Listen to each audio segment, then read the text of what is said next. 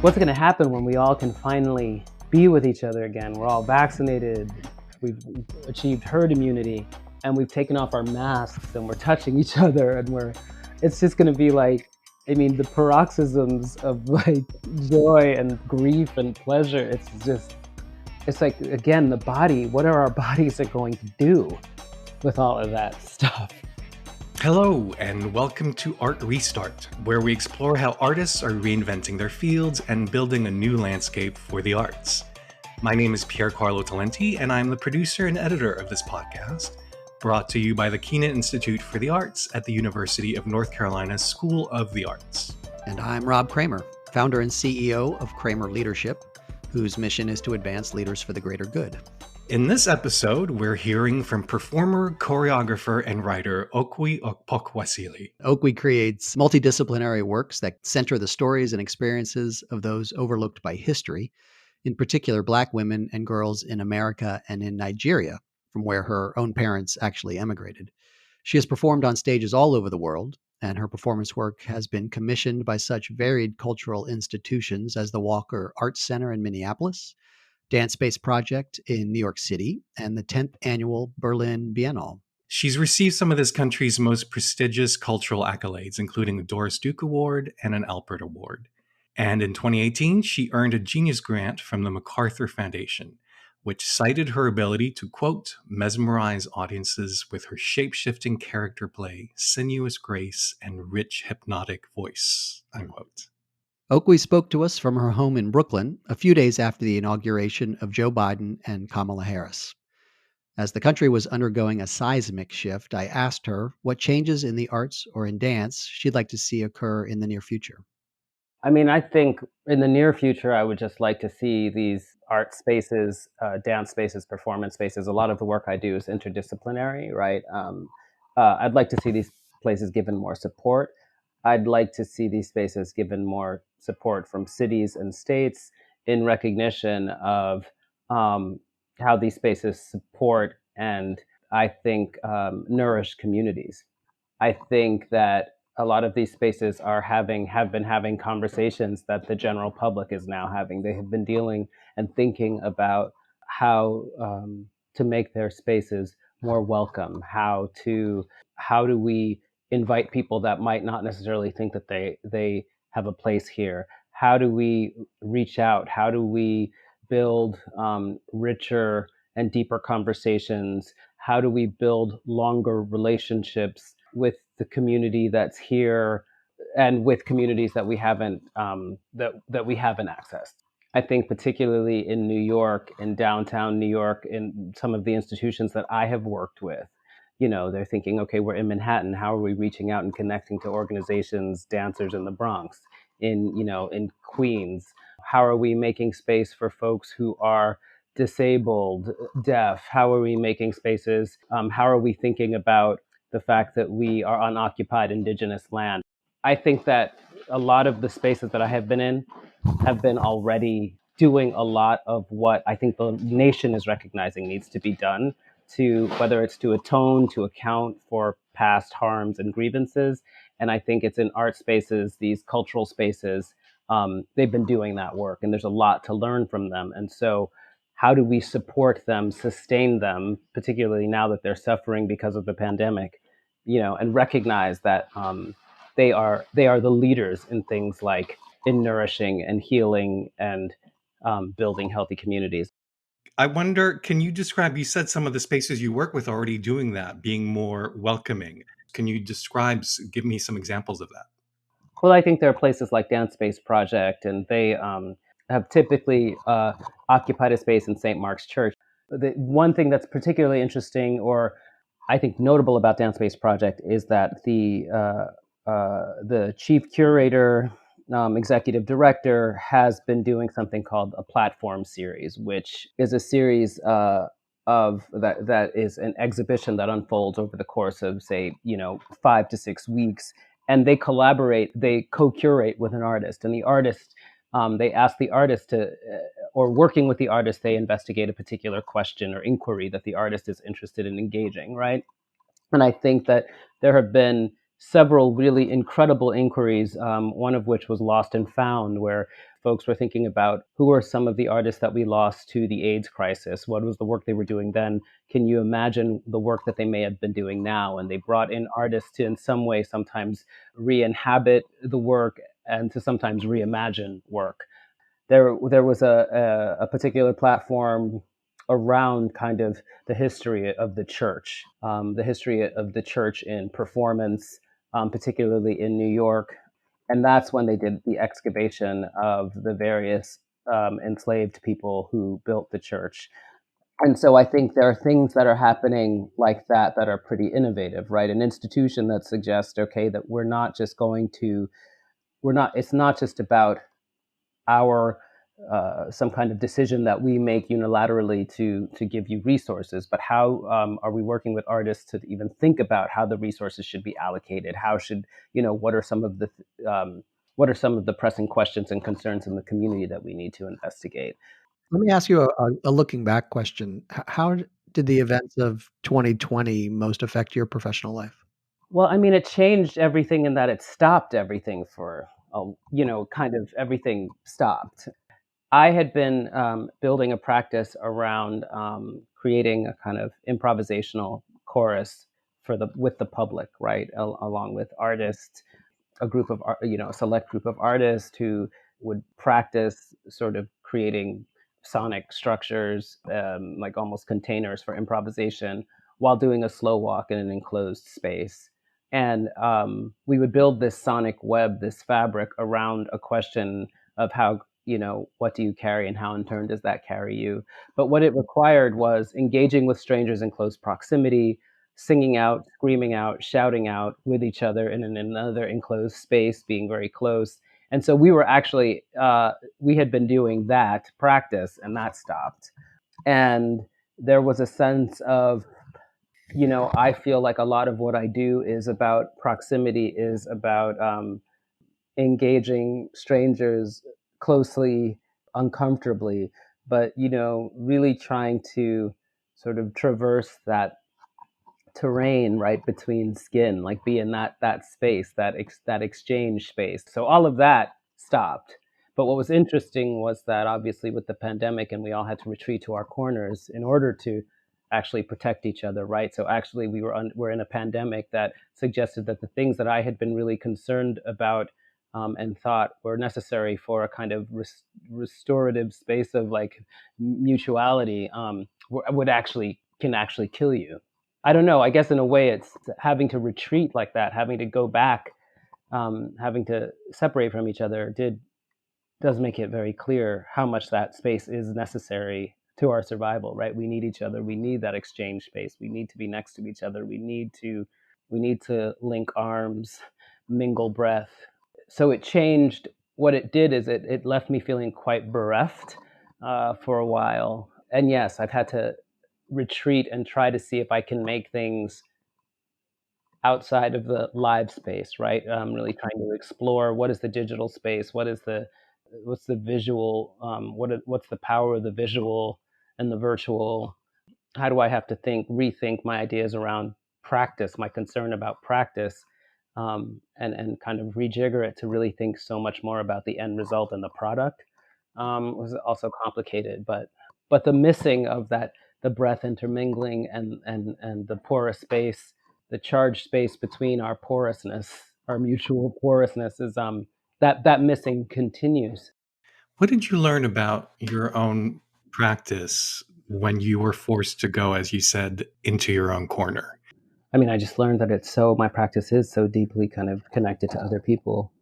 Were you able to create digital remote Yeah, we projects? did. We did. Yes, yes.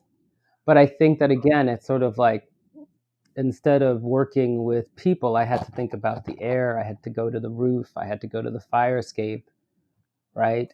Hmm. Um, have an exchange, with sky, dance to traffic. What's that kind of, that space has opened up for me again. I mean, I spent some time many years ago in Japan, and I was at something called the Body Weather Farm. Min Tanaka and his company many, many years ago started something. They started a farm outside of Tokyo, where people would farm, but they would also dance, and you would dance in streams, you would climb trees, you would employ some of the positions that the body was in to dig out potatoes in some of the dance, right? Like it was just a way of just really sort of being in relationship to the world around you, right? Like feeling the weight of things, right? How, I mean, for me, I was feeling like how I was held up by, how how the earth was holding me, or um, what part of a tree, if I leaned against a tree, what parts of me,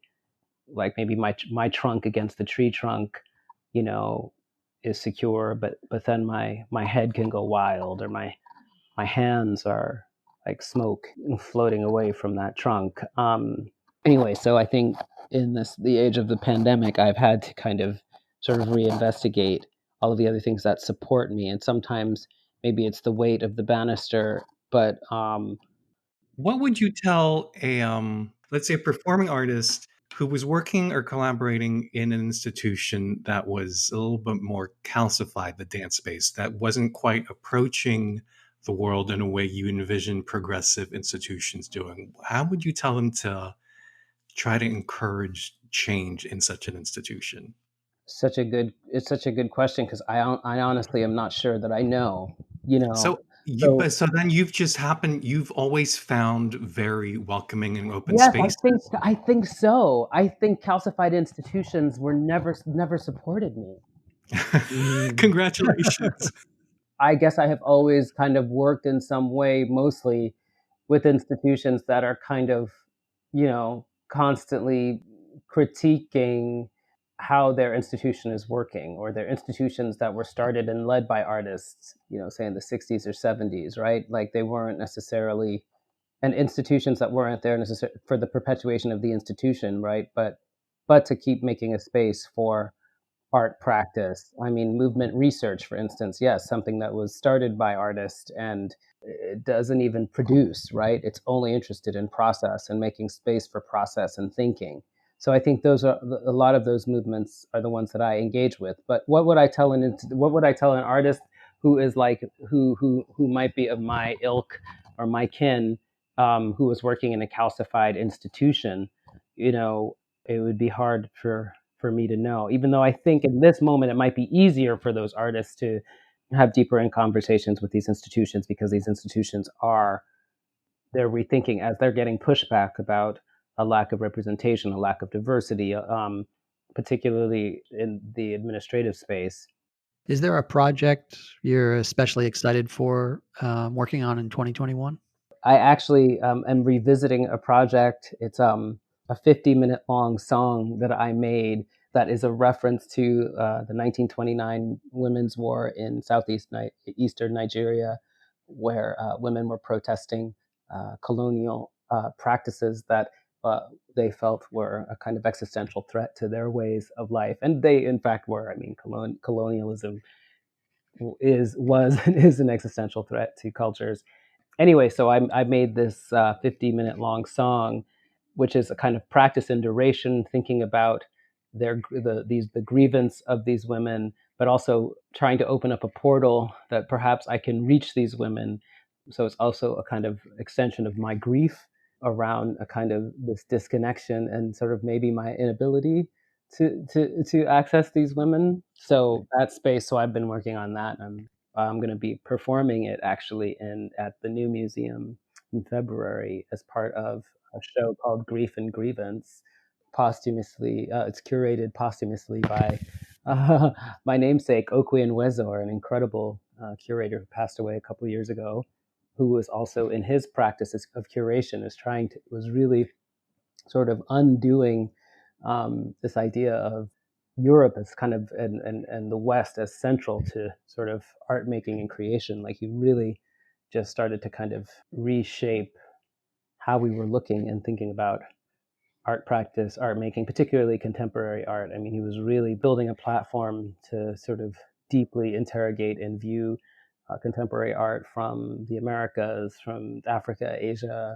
So it also, we've been working a lot on music and sound. And is we your collaborator, My your husband? collaborator, my husband, and yes, he is, together we've been making lots of songs and sounds. And there's the longing part, the longing for other bodies comes in, what can come in with a vengeance in ways that are, it's unexpected. Like I saw somebody I hadn't seen in a while in person, and we held each other, and it's just like that kind of thing is so, like, what's going to happen when we all can finally be with each other again? We're all vaccinated, we've achieved herd immunity, and we've taken off our masks, and we're touching each other, and it's just going to be like, I mean, the paroxysms of like joy and grief and pleasure. It's like, again, the body, what are our bodies are going to do with all of that stuff?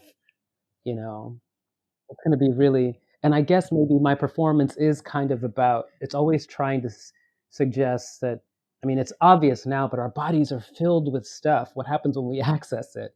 What happens when we make the space to access it, right? Like, I think when we think about all of the Black folk who have been oppressed or violated by police, who have been used, their bodies as, who are constantly seen as monstrous, as violent, right? And so the state acts that way to them. And like, I mean, and I feel like you're not just talking about what happens in your lifetime, but all of the lifetimes before you that have been sort of holding on to that experience of violence, that memory of violence. It's always, for me, it's always like, how do we open up and access that? But it's true, I still don't always know what to do with it.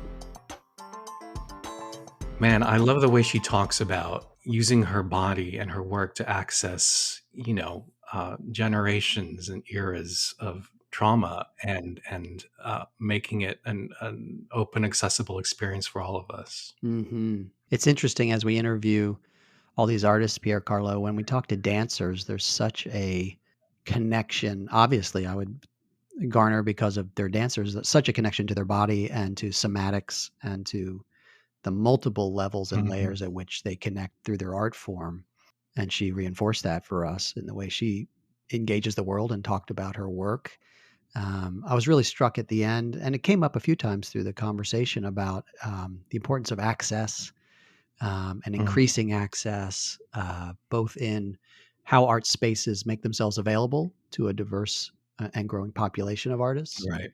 But also makes me think kind of about the fit of the access, right? Where's the right place for you? Where's the where do you inform or grow space? I'm curious your Right. thoughts about Yeah, it that. makes me think she's not only found the right artists to collaborate with, but she's found the right institutions to collaborate with. Mm, And it makes me think, I think a lot of young artists, especially, long to be recognized by, the most august institutions, to get that kind of imprimatur, And often they're just the wrong fit. They're the wrong institutions for these people to play with. right. I just love that Okwui kind of almost celebrates the fact that those institutions never sought her out. She found the right fit, the right institutional collaborators that understood her work and would celebrate it without any constraints. Mm-hmm. It's an interesting tension as we explore how artists would reinvent their systems. And she clearly kind of saw both sides of this, of wanting to push for increasing support from spaces for various artists, but also recognizing what's the right home for me. Well, we were lucky to have some time to spend with her, because she's a busy lady as she's preparing for her performance at New Museum. And, in the coming year, it'll be amazing to witness the energy she releases into the world as soon as she can start working with fellow artists again. Right. It's going to be fun to watch. If you admire an artist who's changing the status quo in their field and in the community, please let us know. You can always find Pier Carlo on Twitter at PC Talenti, or you can leave us a message on Facebook at Creative Catalyst. Special thanks to Muriel Eliseo. Our theme music is by Shanghai Restoration Project. I'm Pier Carlo Talenti. And I'm Rob Kramer. Thanks so much for listening.